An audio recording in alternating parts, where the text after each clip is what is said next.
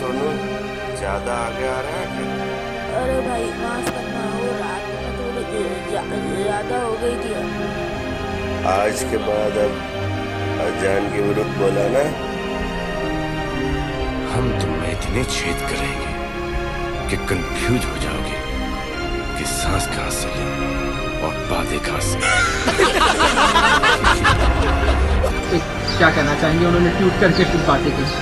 देखिए, सोनू निगम जो है अजीम फनकार है, बहुत बड़ा फनकार है, और फनकार तो फकीर होता है, वो सबका होता है। सोनू के लाखों फैंस मुस्लिम्स भी हैं। मुझे बड़ा ताज्जुब है कि उसने ये बात कही है।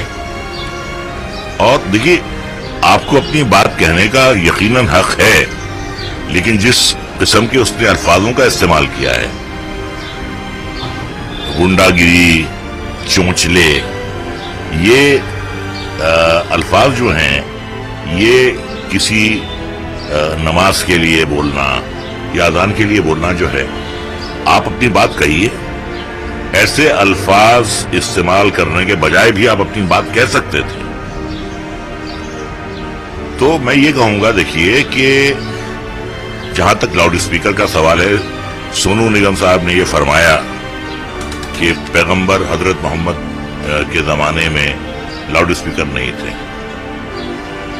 देखिए, जब हिंदुइज्म वजूद में आया, क्रिश्चियनिटी वजूद में आई, इस्लाम वजूद में आया और सिखिज्म वजूद में आया, तब भी लाउड स्पीकर नहीं थे। ऐसी कोई मजहबी प्लेस ऑफ वर्शिप है जहां पे लाउड स्पीकर का इस्तेमाल नहीं होता? हर जगह होता है। मंदिरों में होता है, गिरजाओं में होता है, मस्जिद में होता है, गुरुद्वारे में गुरबानी सुनाई जाती है 24 घंटे, और यहाँ होता है, अपने गणेश चतुर्थी पे होता है, दुर्गा पूजा पे होता है, हाजी अली की दरगाह पर होता है, माता शेरावाली के यहाँ होता है।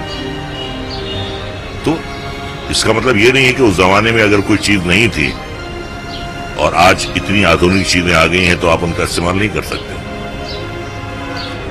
अब अगर यही हाल रहा हम हिंदुस्तानियों का कि साहब, मैं अगर मुसलमान नहीं हूं तो मुझे अजान अच्छी नहीं लगती, या मैं क्रिश्चियन हूं तो मुझे ये अच्छा, मंदिर की घंटियां मुझे अच्छी नहीं लगती, या मैं अगर हिंदू हूं तो मुझे गुरबानी अच्छी नहीं लगती।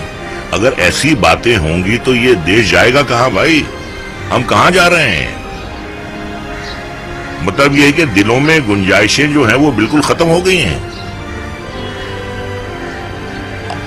मैं एक आपको और मिसाल देता हूं। जब दिल में गुंजाइश होती है, किसी के लिए प्यार होता है, एक बात अगर मां कहती है तो आपको वो बात ठीक लगती है, और अगर वही बात आपकी सास कहती है, वही की वही बात, वो आपको अच्छी नहीं लगती, क्योंकि आपके दिल में गुंजाइश नहीं है।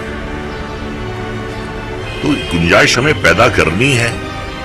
अगर ऐसी बातें होती रही तो हम जाएंगे कहां? कहां जा रहे हैं हम लोग? बहुत सी हमें पड़ोसियों की बातें अच्छी नहीं लगती, लेकिन हम रहते हैं उनके साथ, हम बर्दाश्त करते हैं। लेकिन इस तरीके से कहना कि चोंचलेबाजी है और गुंडागिरी है, ये बात मैं सोनू जैसे एक अजीम फनकार से मुझे ये तवक्को नहीं थी कि वो ऐसी बातें करेगा। बात, आपको अपनी बात कहने का हक है, बिल्कुल है, डेमोक्रेसी है, प्रजातंत्र है, लेकिन इन अल्फाज का इस्तेमाल किए बगैर भी आप अपनी बात कह सकते हैं। तो वाकई मैं बड़े ताज्जुब में हूं, और ऐसा उनको कहने से पहले सोचना चाहिए था। मैं आपको उदाहरण देता हूं। मैं कहूं कि ये मेरे बाप की बीवी है, बाप की पत्नी है, मां होती है ना, बात सही है?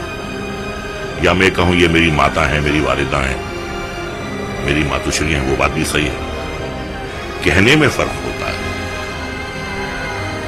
کہ آپ کن الفاظ کا استعمال کر رہے ہیں. اب ٹھیک ہے انہوں نے کہا ہے اور ایک بڑی کنٹروورسی پیدا ہو گئی ہے. جب آپ شو کرنے دبئی جاتے ہوں گے یا شارجہ جاتے ہوں گے تو وہاں کی اذان آپ کو بری نہیں لگتی ہوگی, یہاں کی اذان آپ کو بری لگ رہی ہے. افسوس کی بات ہے. Sonu Nigam has given the statement on religions. What do you have to say, sir? I'm really surprised and rather I'm shocked. He's a great singer, undoubtedly, and he has tremendous following globally.